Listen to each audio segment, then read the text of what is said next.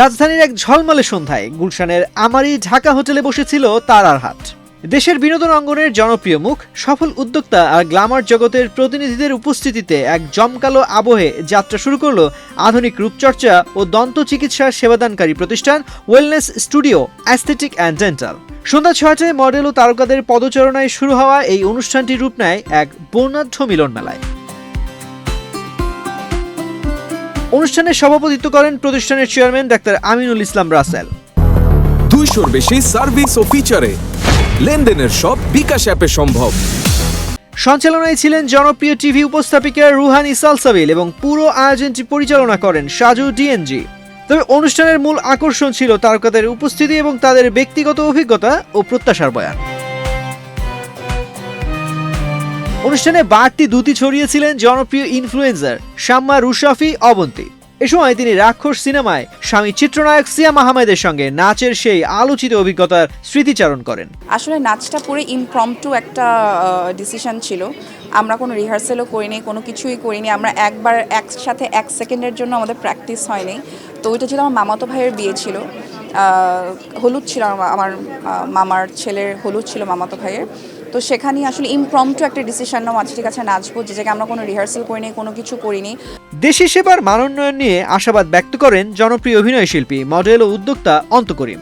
রূপ সচেতন অনেকেই উন্নত চিকিৎসার আশায় বিদেশে পাড়ি জমানোর প্রবণতা নিয়ে আক্ষেপ করে তিনি বলেন, ব্যাপার হচ্ছে যে বেশ কয়েক বছর যাবৎ বাংলাদেশে যারা একটু রূপ সচেতন তারা কিন্তু বিভিন্ন রকমের মানে স্টুডিওতে তারা যাওয়া আসা করছেন এবং দেখতে পাচ্ছি যে বেশিরভাগ মানুষজনই দেশের বাইরে যাচ্ছে। তো সেই সময়ে এইরকম একটি উদ্যোগ সত্যি প্রশংসনীয়। তাহলে হবে কি এই দেশে এই সেক্টরটা ডেভেলপ করবে এবং দেশের টাকা দেশে থাকবে, বরঞ্চ আশেপাশের জায়গা দেশ থেকে বাংলাদেশের মানুষ এই চিকিৎসা নিতে আসবে। তো এই উদ্যোগকে আমি আসলে সাধুবাদ জানাই। আন্তর্জাতিক প্রতিযোগিতার মঞ্চে বাংলাদেশকে প্রতিনিধিত্ব করা Miss Peace International 2025 Nilima Hasan Mohona নিজের আত্মবিশ্বাস ও সৌন্দর্যের পেছনের ছোটখাটো সংশয় নিয়ে অকপটে কথা বলেন। আমি যেরকম ছিলাম, আমার ব্যবহার, আচার আচরণ, আমার শিক্ষা সবকিছু সেমই থাকবে। শুধুমাত্র হয়তো বা আমার দাঁতের ফিচারটা একটু চেঞ্জ হবে, এবং যেহেতু সবসময় শুনি যে দাঁতের জন্য আমাকে দেখতে ভালো লাগে না, সো আমিও একটু দেখি দাঁত সুন্দর করলে, সবার মতো করলে দেখতে ভালো লাগে কিনা। সো এটাই। গ্ল্যামার ওয়ার্ল্ডের প্রতিনিধি হিসেবে নিজের সামাজিক দায়বদ্ধতা এবং সচেতনতার জায়গাটি তুলে ধরেন মিস ইউনিভার্স বাংলাদেশ 2025 তানজিয়া জামান মিথিলা।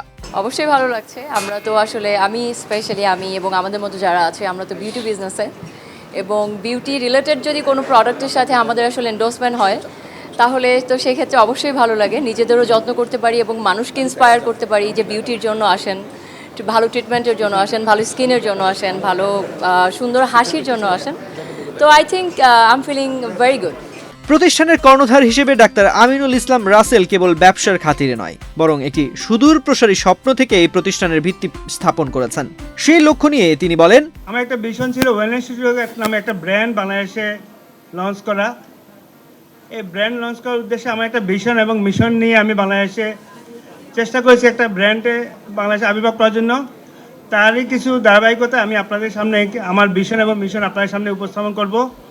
সব আনুষ্ঠানিকতা শেষে আমন্ত্রিতরা আশা প্রকাশ করেন রুচি আর পেশাদারত্বের এই মেলবন্ধন ওয়েলনেস স্টুডিওকে খুব দ্রুতই নগরীর সৌন্দর্য সচেতন মানুষের আস্থার ঠিকানায় পরিণত করবে।